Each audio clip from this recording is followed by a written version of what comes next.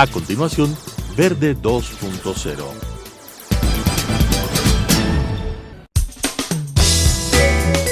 Clasificación A. Apto para todo público.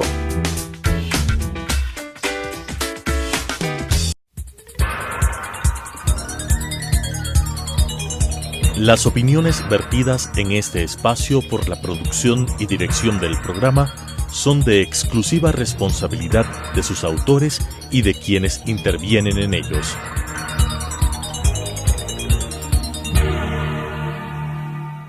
Telesucesos Canal 29 UHF presenta Verde 2.0, un programa de variedades sobre el acontecer ciudadano con la conducción de Claudia Arteaga. Verde 2.0. Gracias por estar con nosotros semana a semana aquí en Verde 2.0. El tema que hoy nos convoca nuevamente es el tema de la pandemia. Vemos con mucha preocupación lo que está pasando en la ciudad de Quito y en el país entero. Por esta razón tenemos como invitado al doctor Pablo Castellanos, quien desde el dispensario que lidera un centro de salud en la zona sur de la ciudad de Quito, en la zona de Solanda, nos va a dar sus percepciones, cómo está viviendo en esta zona de Quito y del país lo que está pasando con la pandemia. Doctor Castellanos, bienvenido al programa Verde 2.0. Queríamos conversar con usted sobre la situación que vive Quito y específicamente en este caso el sur de la ciudad. ¿Qué precauciones se debe tener? Se habla de que la curva más alta de contagios se tendrá en agosto, estamos recién a mediados de julio y los temas preocupan a toda la ciudadanía. Buenas tardes. Sí, estamos en Solanda ahora con el Centro Médico San Pedro Claver de la Compañía de Jesús. Estamos en la zona roja, todo lo que es el sur de Quito se ha convertido en una zona roja, ya no se debería separar por barrios. Toda la zona sur de Quito está terrible. El cambio de semáforo rojo a amarillo generó un paso a verde. Si bien la decisión fue porque había que pensar en la situación económica, pero la gente ya estaba mentalmente en amarillo. Al pasarles a amarillo, se pasó a verde. Eso ha traído una consecuencia muy grande. Dos cosas sucedieron. La una, la pérdida de control, porque el amarillo tiene restricciones, pero se vio que desaparecieron los controles de placas, controles de circulación, controles de aforo, se perdió. El mismo gobierno cantonal y el mismo gobierno nacional quitaron los controles y si no lo hicieron intencionalmente las unidades las desaparecieron. Lo que es cierto es que no hay controles. Los policías metropolitanos desaparecieron de la Simón Bolívar, desaparecieron en el sur, no sabemos qué sucedió. Eso provocó que nos hayamos pasado a un verde que no existe. El verde acaba de provocar un pico gigantesco que implica que deberíamos volver a rojo. Ahora, ¿qué ocurre, doctor Castellanos, con el tema económico? Porque si bien es cierto, hay muchos problemas en el tema de la salud, veíamos en las noticias que salieron el fin de semana, se habla de que cada hora hay al menos 20 contagios nuevos en Quito, lo cual es altísimo. Si uno multiplica, llegamos a casi 500 diarios detectados, no se diga los no detectados. ¿Cómo ir haciendo que combine la parte económica con la parte de salud pública? Porque también el tema económico puede generar gravísimos problemas en la propia salud de las personas. Tenemos varios problemas. El uno, científicamente hablando y médicamente hablando, debemos volver a rojo. No hay discusión sobre el tema. Pero la OMS reconoce dos condiciones. La una, que hay un descenso, lo que no sucede, y la segunda es la condición socioeconómica de la población. En la condición socioeconómica no podemos volver a rojo, pero sí podemos estar en un anaranjado o en un amarillo controlado. Control que las autoridades han abandonado totalmente, desde la alcaldía, desde el COE nacional, está abandonado. Si es que hubiéramos mantenido los controles de aforo, si hubiéramos mantenido los controles de placa, si hubiéramos regulado el toque de queda a las 5 de la tarde, podríamos seguir funcionando en amarillo. Pero nada de eso sucede. El ministro de Salud informa que las cosas están mejor, lo cual no es cierto, los hospitales están colapsados, el desbordamiento de pacientes se dio, la gente no colabora, las medidas son las mismas, distanciamiento social, mascarilla y lavado de manos. Y quédese en casa, eso no ha cambiado, no hay educación, no hay conciencia, no hay apoyo, y eso termina en una catástrofe.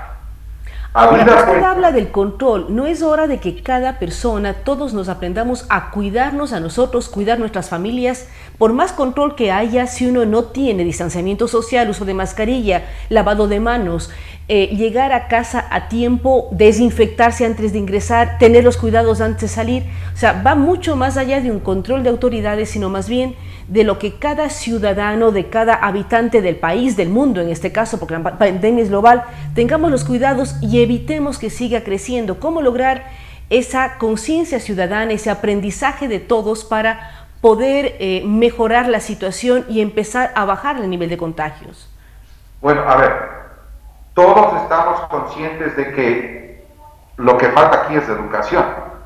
Han tenido 4 meses para educar todos los días y no lo han hecho.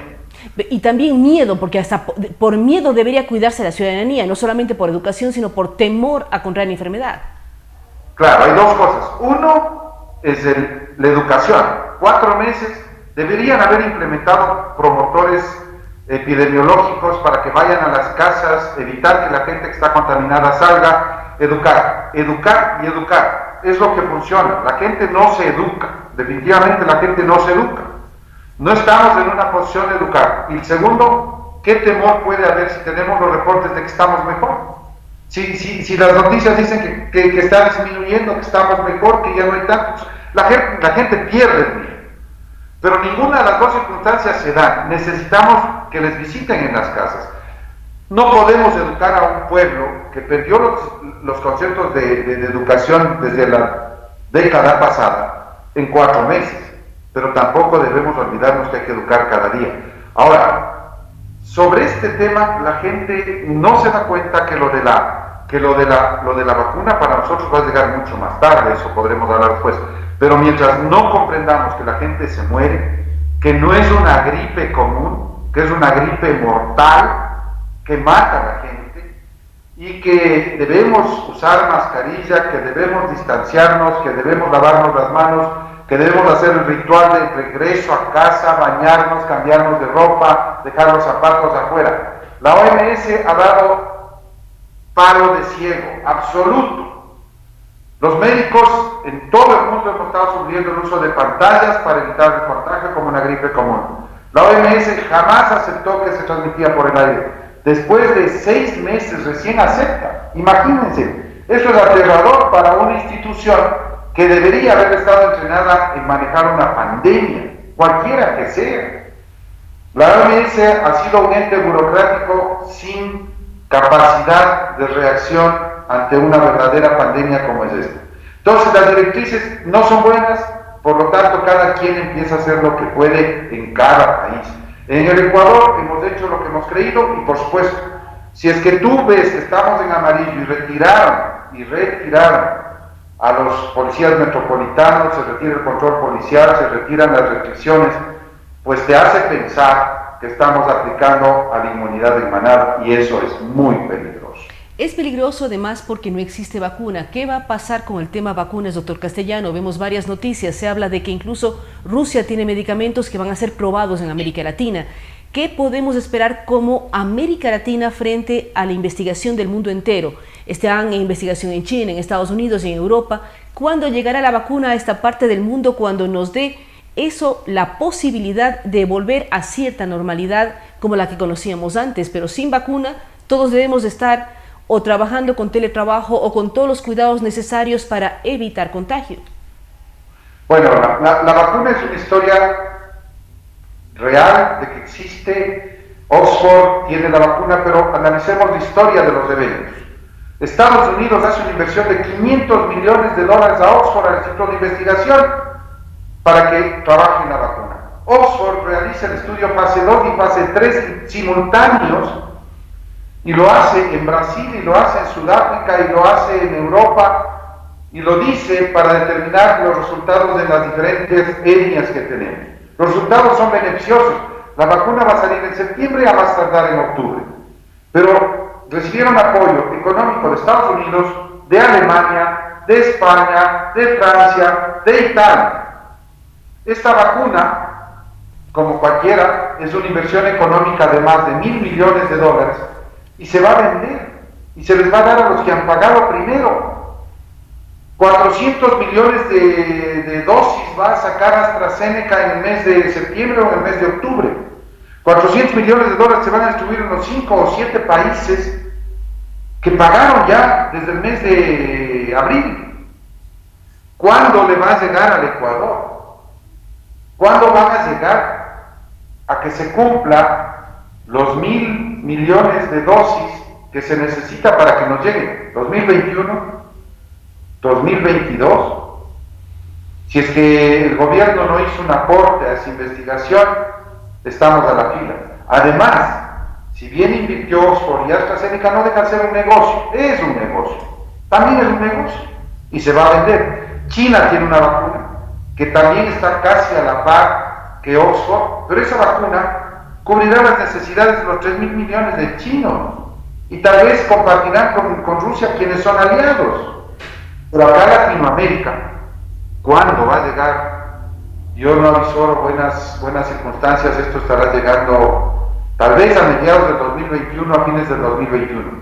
Mientras eso no suceda, nosotros seguimos en una grave crisis económica y sanitaria que nos va a costar la vida. Usted hablaba de este contagio por manada, contagio ya masificado. ¿Qué significa esto? ¿Qué ventajas tiene? Si a uno le da el COVID, ¿queda inmune o vuelve a contagiarse? Porque también las noticias nos preocupan. Uno ve que en China hay recontagios o en Alemania hay recontagios. O sea, uno se contagia de una cepa, ¿qué pasa con la siguiente? O sea, ¿cómo saber también las personas que por A, B o C fueron contagiadas, de pronto pasaron de una manera asintomática, pueden recontagiarse o no? ¿Qué pasa con este ejemplo que usted nos pone del contagio masivo, que en algunos países también lo están trabajando, con el ejemplo de Suecia, por ejemplo? ¿Qué está pasando con estas situaciones en las cuales nos veremos enfrentadas próximamente también aquí en el país? Porque si se habla de que el 60% de la población de la capital, por ejemplo, ya ha sido contagiada, ya es la mayor parte de la población, pero en cambio las cifras nos dicen que son 10.000, 12.000, no entendemos mucho qué ocurre con las cifras que publica el Ministerio o qué ocurre con las cifras de la propia Organización Mundial de la Salud. Claro, a ver, primero Suecia reconoció que se equivocó con el manejo, ¿no? Reconoció públicamente que se equivocaron con el manejo por el número de muertos contagiados. Entonces, el aplicar el tema de inmunidad de manada es un error. Segundo, todo esto es aprender. Inicialmente se supone que deja inmunidad definitiva y a la vuelta del tiempo, 2 o 3 meses, empiezas a ver que personas que ya tuvieron coronavirus se vuelven a contagiar. Ahí existen, los inmunólogos explican dos cosas: o hay cepas que están mutando, o realmente la enfermedad no deja inmunidad definitiva. Y ante eso lo que hay que pensar es que no deja inmunidad definitiva. Por eso, si una persona tiene coronavirus, tuvo una IgG alta, quiere decir que ya desarrolló inmunidad, no se le indica deje de usar mascarilla, no se le indica deje de usar pantalla, no se le indica deje de... ¿Por qué? Porque no hay la certeza de que dé una inmunidad sostenida en el tiempo. China lo vivió en Wuhan. A los 2 meses tuvo casos de personas que tuvieron coronavirus y se volvieron a recontagiar. La OMS puso la alerta, pero es una alerta tibia. Dijo, sí, parece, vamos a investigar. Y siguen investigando mientras la gente se sigue muriendo. ¿Qué hacemos nosotros los médicos en la práctica diaria, los que estamos en el día a día aquí, en el medio de los contagios? Tenemos que decir que no es seguro que haya una inmunidad definitiva. Mientras eso no se sepa, mientras no llegue la vacuna, debemos creer que sí nos podemos volver a recontagiar. La recomendación es, cuídese, póngase la mascarilla, póngase todo. Y en caso de que uno sea expuesto a un paciente que está enfermo, ¿cuál prueba debe hacerse? ¿En qué prueba podemos confiar? Porque se habla de las pruebas rápidas, se han dado las críticas al municipio de Quito, en fin. ¿En qué prueba se debe confiar? Y si uno se hace una prueba rápida, ¿hay garantía, no hay garantía? Es la que han estado exigiendo, por ejemplo, para desplazarse en los vuelos nacionales. ¿Confiamos, no confiamos? ¿Cuál es la mejor prueba para saber si uno tiene o no tiene coronavirus? Un contacto positivo debe aislarse 14 días. 14 días. Hasta 14 días puedes presentarse. Entonces tú tienes que separarte 14 días. ¿Qué pruebas hacerte si quieres? A ver, las pruebas rápidas han sido muy satanizadas. Lo que pasa es que al principio salieron unas pruebas como todas, primera generación, segunda generación, tercera generación, igual que el PCR, de primera, de segunda y de tercera generación que está usando ahora un laboratorio aquí. Entonces, estas pruebas, las iniciales, tenían una sensibilidad baja, no muy alta. Entonces, la posibilidad de falsos negativos, si es que no son, además, si no son hechas en el momento oportuno, van a dar negativo. Eso es así. No debemos satanizar a las pruebas, tenemos que explicar al paciente, indicarle, tiene negativa, pero si es contacto positivo, tiene que esperar si aparecen síntomas. Y si es el caso, hacer un PCR. El PCR tampoco es que se positiviza en los primeros días, se positiviza hasta en algunos casos ya con algunos PCRs a partir del tercer día. Otros se positivizan cuando aparece el primer síntoma. Pero la gravedad de las cosas se ve en los casos asintomáticos. Los casos asintomáticos son los que nos aterran. Tú estás en contacto, no presenta ningún síntoma, le haces una prueba de muestreo, de control y sale un IgG positivo. Esto que yo te acabo de explicar justifica el que se haga masivamente pruebas rápidas. Porque sí nos ayuda a detectar en un porcentaje gente que puede ser asintomática. Sabemos que no son precisas, ninguna, pero hay que hacer masivamente, o sea, yo no sé del municipio cuáles pruebas compraron, no las conozco, no sé qué sensibilidad tienen, sé que les han criticado como todos sabemos en la prensa, pero hay que hacer, si es que no tienen buena sensibilidad, que se cambie y se traigan unas mejores, sí, pero hay que hacer las pruebas.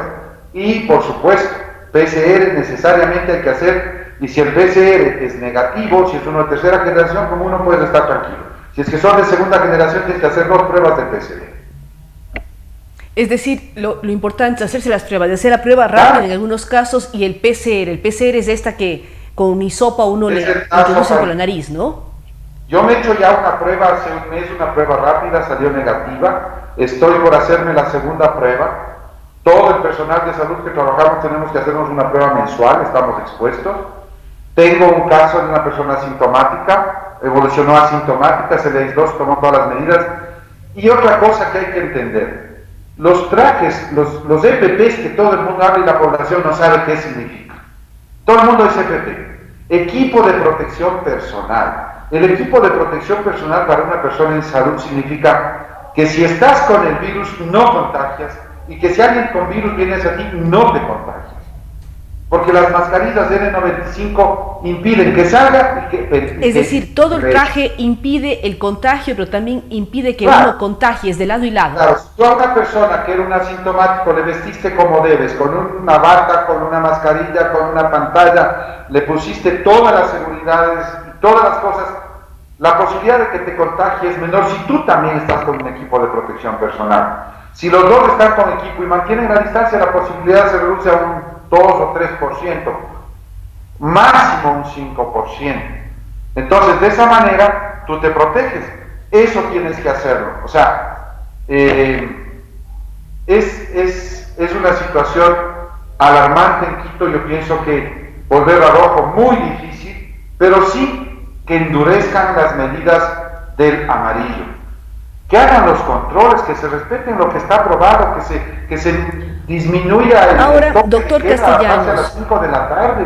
Disminuyen las medidas, pero facilitan salvoconductos. ¿Cómo lograr evitar? O sea, yo considero que los médicos deben tener salvoconductos, ciertos sectores dedicados a alimentación deben tener salvoconductos, pero nada más. Pero se han ampliado estas medidas, hay una serie de elementos, o los delivery deben tener salvoconductos, porque si a uno le llevan la comida a domicilio, las compras a domicilio, no sale de su casa. Pero ¿cómo ir consiguiendo que la gente cree conciencia, no rompa las reglas, no abuse de salvoconductos y aprenda a cuidarse a sí mismo, y se cuida a sí mismo, cuida a todo su entorno, a su familia y a la sociedad? O sea, volvemos a la primera parte de la entrevista en donde decíamos cómo aprender, cómo exigir, cómo hasta tener miedo del contagio para garantizar que la gente se quede en su casa y si sale, salga con todos los cuidados necesarios. Si que me está escuchando, y de hecho me está escuchando la población, lo primero es cuídese. Si se enferma en este momento, tenga la certeza que no hay una sola cama de terapia intensiva. Y nosotros como médicos tenemos que escoger a quién priorizamos. los médicos de terapia, todos los que están en la primera línea, que es terapia intensiva, tienen que seguir entre una persona mayor y un joven. Este rato en Quito no hay una sola cama. El día de hoy el médico del hospital de Mies, de la Andrade de Malínico, tenemos 4 camas disponibles que han salido, 4 personas ya están ocupadas. Todas, porcentaje de ocupación, 100%. Por Dios, no salga si no necesita. Esto es mortal. Usted se puede morir. Si eso no alarma a la población, ¿qué alarma? Nos podemos morir, cuídese.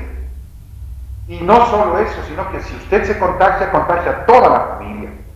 O sea, usted va llevando el virus. Si no tiene cuidado, usted lleva a toda la familia y cualquier miembro de la familia. Vamos viendo que nuestros amigos, nuestros primos, cerca de nuestra casa, empieza a aparecer una persona enferma. Todos tenemos ya alguien al lado nuestro que se ha enfermado. Eso demuestra la gravedad de las cosas. Y no sabemos cuál del enfermo va a vivir o va a morir. Dependerá de muchas cosas, pero hay muchas personas que de plano tienen un mal pronóstico de un inicio y se mueren. Y no hay forma de salvarles la vida. Y nosotros hemos sido los que llevamos el virus, aunque vivamos, fuimos nosotros los que nos cuidamos. No nos cuidamos, quiero decir. Debemos necesariamente entender que esto nos va a matar si no nos cuidamos. ¿Y de qué sirve la parte económica? Así es. Lo importante es tener calidad de vida y la forma de tener calidad de vida es no enfermándonos. Muchísimas gracias al doctor Pablo Castellanos. Terminamos el programa con lo que él nos dice. No salir de la casa, tenemos que cuidarnos a nosotros mismos, es una enfermedad mortal, cada vez la sentimos más cerca, alguien de nuestro entorno, nuestros amigos, nuestros familiares, alguien ya la tiene y es gravísimo saber que en los hospitales de Quito no hay camas en las terapias intensivas y en donde empiezan a priorizar por la edad de un paciente. No es posible también que a una persona ya de muchos más años se la deje. Así es que cuidémonos todos. La única forma de luchar contra el COVID-19 es cuidándonos, no saliendo de la casa si no es necesario, tener todos los cuidados necesarios, utilizar mascarilla, utilizar pantalla, lavarnos las manos cuantas veces sean necesarias y cuando ingresamos a nuestros hogares desinfectarnos para no llevar los virus hacia adentro. Mensajes muy claros, consejos muy claros que debemos tener todos muy en cuenta para precautelar nuestra salud y la de nuestros familiares. Muchísimas gracias al doctor Pablo Castellanos y a ustedes que nos acompañan semana a semana aquí en Verde 2.0. Nos vemos en una semana más. Las opiniones vertidas en este espacio por la producción y dirección del programa son de exclusiva responsabilidad de sus autores y de quienes intervienen en ellos.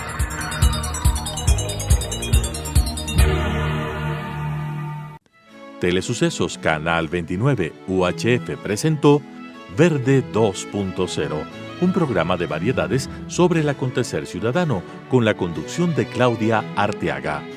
Verde 2.0.